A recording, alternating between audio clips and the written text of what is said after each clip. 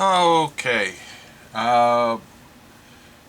so this morning I have kind of an interesting thing. I was watching a video by AVE where he was showing that somebody is making, in China, is making Makita compatible power tools that'll let you use Makita batteries. And while I was searching for that, I had stumbled across something else that I thought was pretty cool, and I'm going to do something with today. If you've seen any of my videos, which most people apparently probably haven't, you probably saw where I converted this skill battery into an adapter for Makita, so I could use a bunch of skill tools that someone had given me with my Makita batteries instead of having to buy a bunch of skill batteries. And I had done that with a USB charger that hooks up to Makita batteries. Just remove the guts and wired that through from these connectors to the connectors in here to make an adapter. It was a little clunky, but it works. So what I found was this thing, and this is less money because it doesn't have the USB guts, and all it is an adapter that hooks onto a Makita battery and then outputs through these two wires, which means you can use it to power just about anything that needs 18 volts, or using a buck converter you can use less. And so what I'm going to do is I have this Stout Portable bandsaw, portable pipe cutter, and it uses these rather ridiculously large NiCad batteries to power it.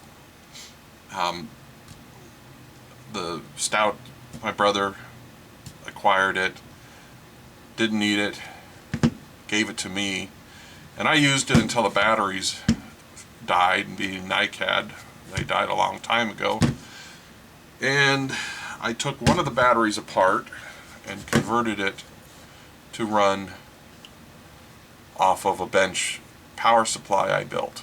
So this thing will plug into a connector I have that supplies it with the 18 to 22 volts it needs, and I can use it. Now I don't use it very often. I use it very rarely, occasionally, not enough to go out and buy brand new batteries, because they would die and go bad long before I would ever really get any use out of them. So this was working fine, but it's not very portable, and there are times when I'd like to be able to take it someplace and not lug around a power supply. So what I'm going to do is I have another battery, and I'm going to take it apart, and I'm going to adapt this to it. Not sure exactly yet how I'm going to do that, because one of the issues I noticed is I can't use this size of battery with the Stout. I can use the smaller battery that Makita sells. This is a 3 amp hour, and the other one is like a 1.5 or 2 amp hour, I can't remember. And so, but that's fine, because I don't use this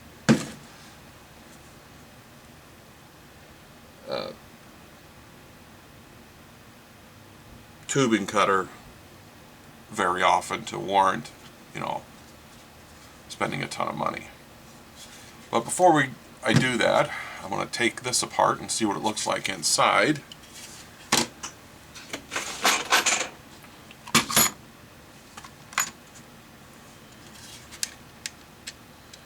and it's held together with Torx bits.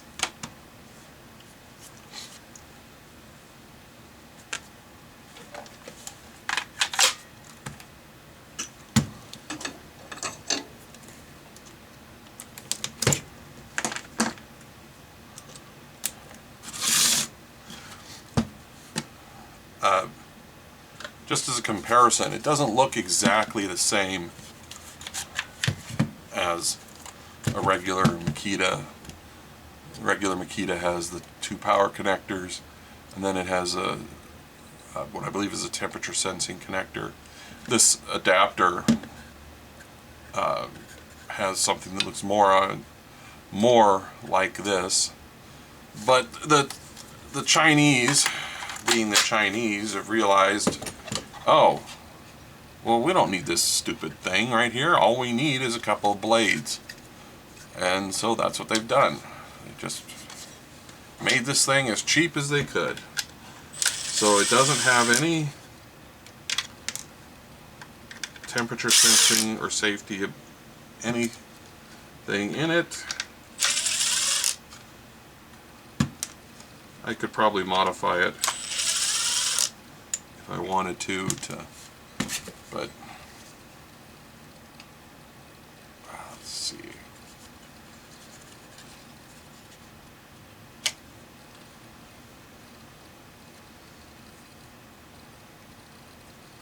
So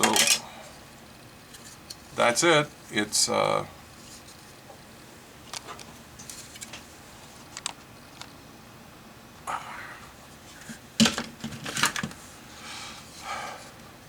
just a circuit board with a very wide trace for each side, which is good. If this thing had a narrow trace, that means it wouldn't have been able to handle the amperage. This is 12 gauge wire that can handle, I believe it's at least 20 amps continuous. And most of these power tools don't pull that much. They only pull between 3 and 5 with no load. And then it's just soldered to these blades, which are stuck through it. So let me, I have to go get, I forgot to grab one of the smaller batteries. I'm gonna go grab that, and I'll start taking this thing apart, or and we'll go further. Alright, so I got this smaller battery, and it definitely fits in there. It doesn't really say how many amp hours it is. I probably have to look it up, but it's probably half of this, so it's 1500, which is fine because like I said, I only use it a little bit. So the next thing is I need to get this battery apart, and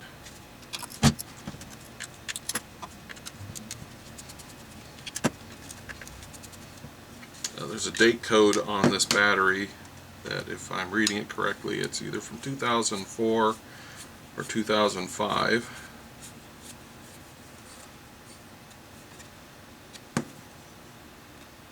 The date code is 0504, so either way, it's about 14, 15 years old.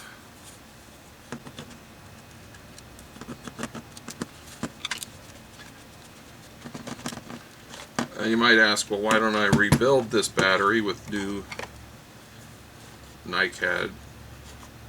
I could. Thing is, I'm not sure if I even have the charger anymore.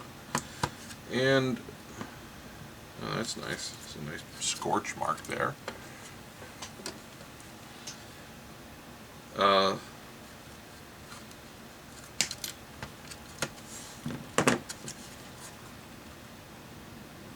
I've priced batteries, and they are pretty much the same cost as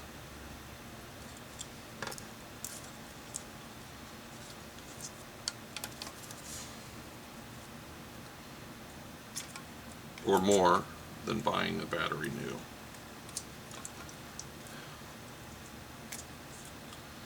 Now this could be useful. This is a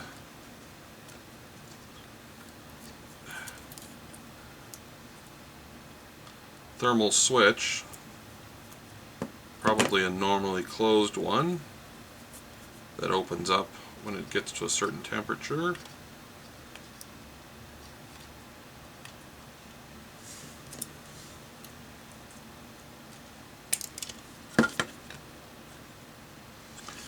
Probably should have left a little bit more of a tab on that. Damn it.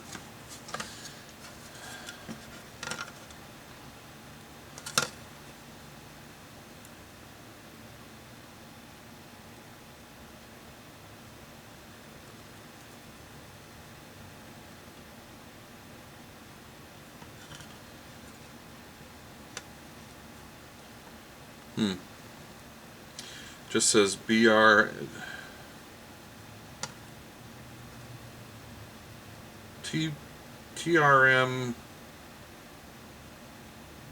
B45. I don't know if that's 45 degrees Celsius, which wouldn't be very warm, or if it was, or what it is. Alright, so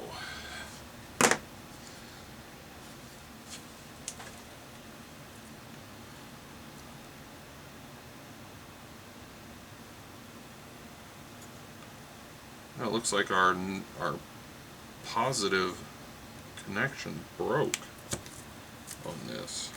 Interesting.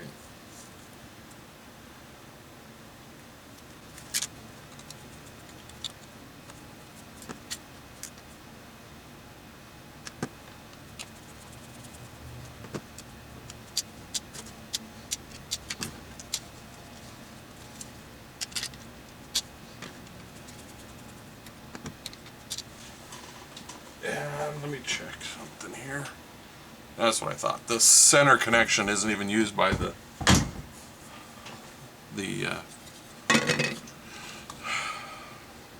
pipe cutter. It's used by the charger.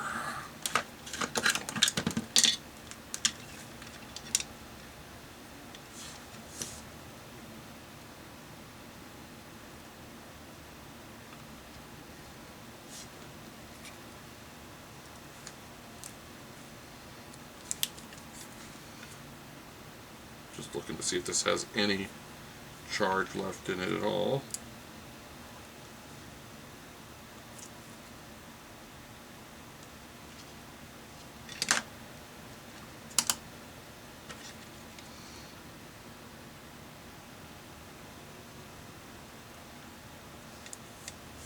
Yeah, this battery pack is completely dead. Doesn't register anything. Alright.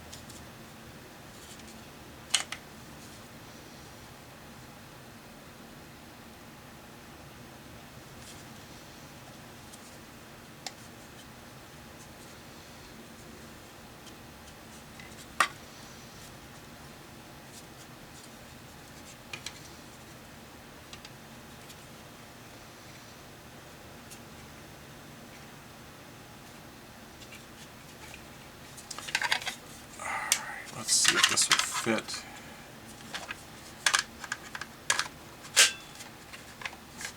In here.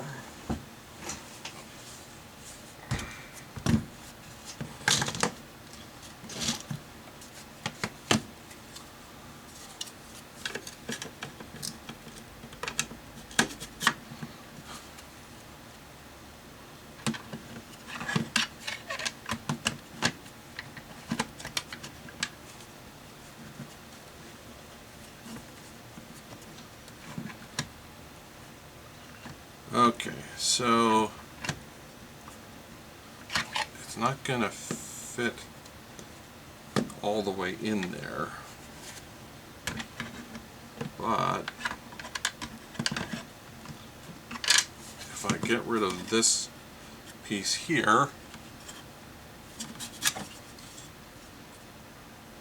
then I should be able to at least attach it to this front part. And then I can take these wires and loop them around and connect them. So, oh. Alright, I got a bunch of boring off-camera stuff to do. Alright, so I went to the bandsaw and I cut off the base of this. As you can see, I cut off basically half of it, and then I notched it out. The reason I notched it out is that when this, I want this to go as forward as it can, and there's a couple of knobs or screw deals sticking out, and I want to get that up as close as I can. So the next part is going to be attaching this to this. The reason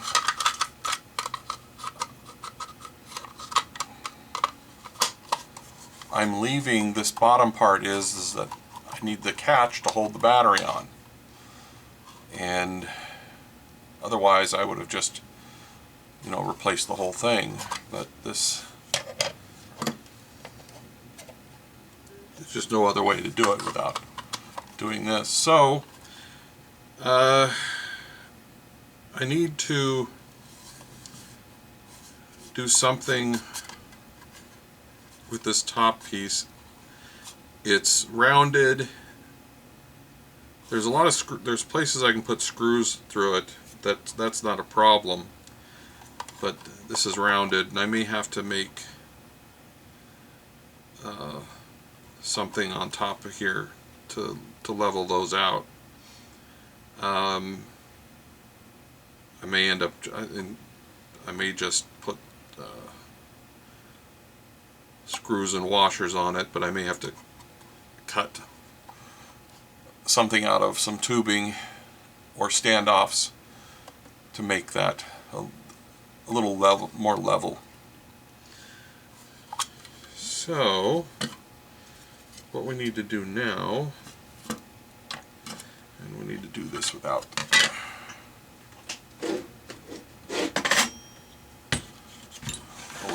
causing a short.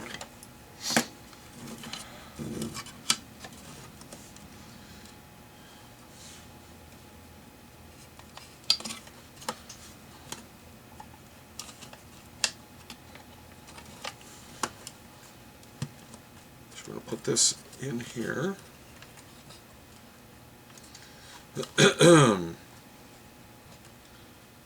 Match these up, and then we're going to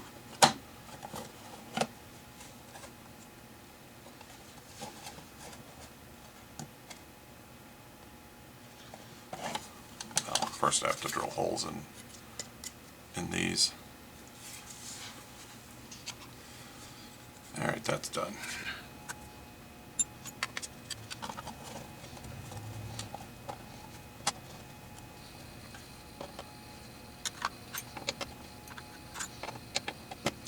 So these are called, I think they're called hole finder punches. You just, their purpose is you put them in a hole and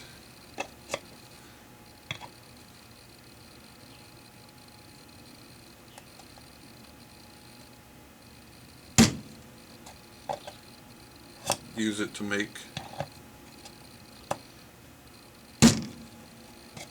marks so you know where your holes will go.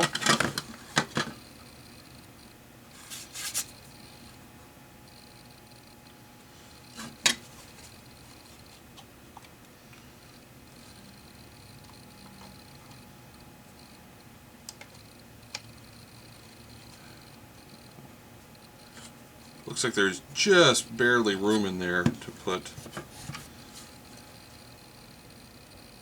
some kind of screw. I would probably have to insulate this. I might end up moving this contact, or this wire here, and move it to here and there to give me a little more room. But anyways, back in a little bit. So just to make it easier, once I got the first two holes started on this side, then so that they'll be lined up properly, I just put 2 screws in them and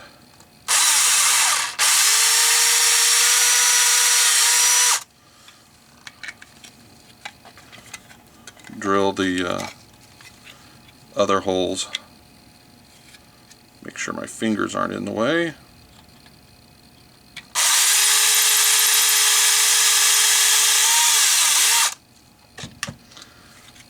So there we go, we have 4 lined up holes.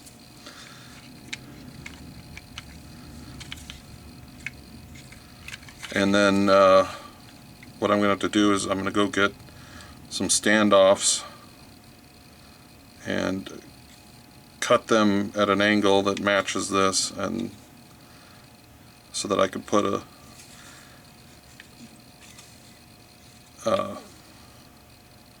nut on this side.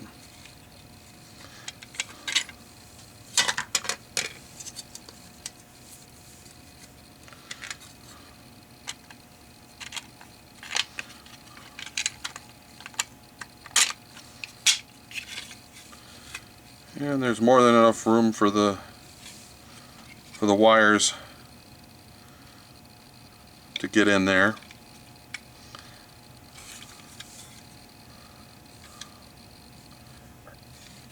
The only thing, like I said, I'm worried about is the clearance in here. We'll have to check that.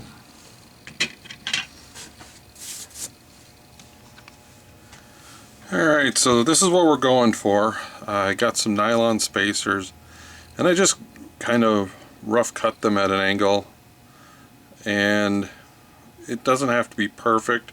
I just wanted something closer to level so that when I tighten this bolt and nut down, it's pushing straight down and not at some weird angle. So now I gotta cut about 3 more of these. Okay, we're getting closer.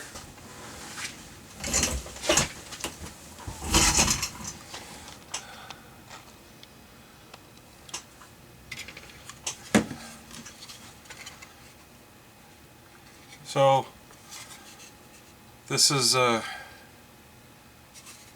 part on here. I still need to get these in there. There should be enough room to get them in there. Anyways, one of the things I did was I figured out where the screws were going to hit. One of them hits here in the plastic, one hits here in the plastic, and I removed where the screws are going to be touching this. I removed the cutout around it and made sure that it was electrically isolated.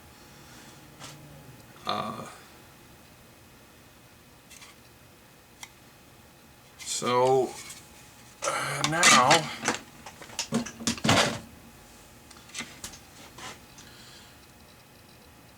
next thing is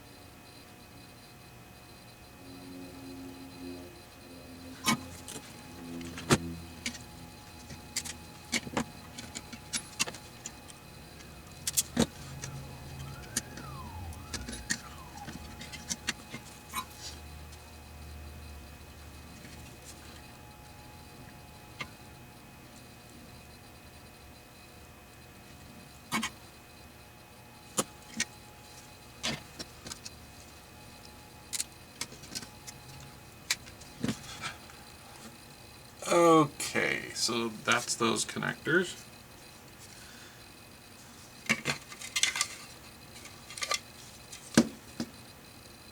So negative is on this side.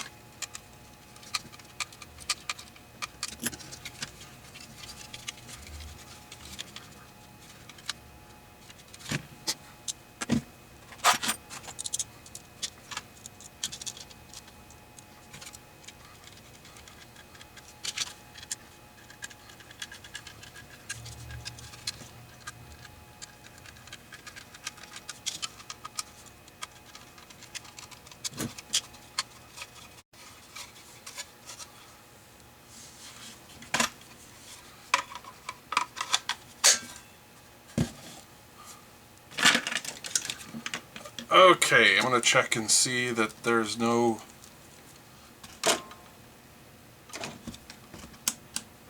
voltage where it shouldn't be. So I should have voltage here, and I do. I should not have voltage here. I should not have voltage here. And I do not.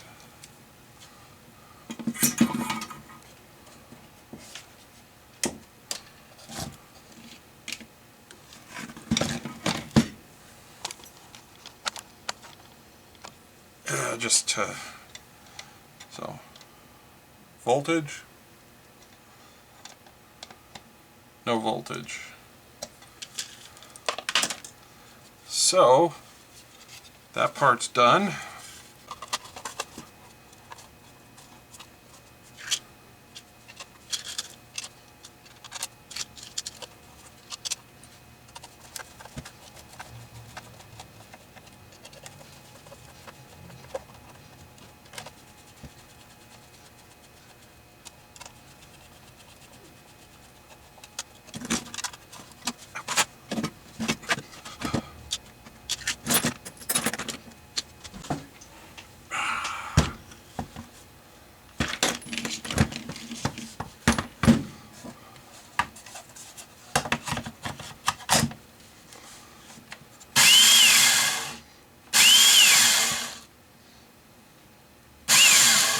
And it's even going the right direction, so I got everything hooked up.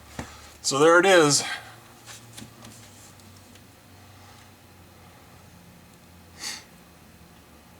One Makita compatible, Makita battery compatible, stout tubing cutter.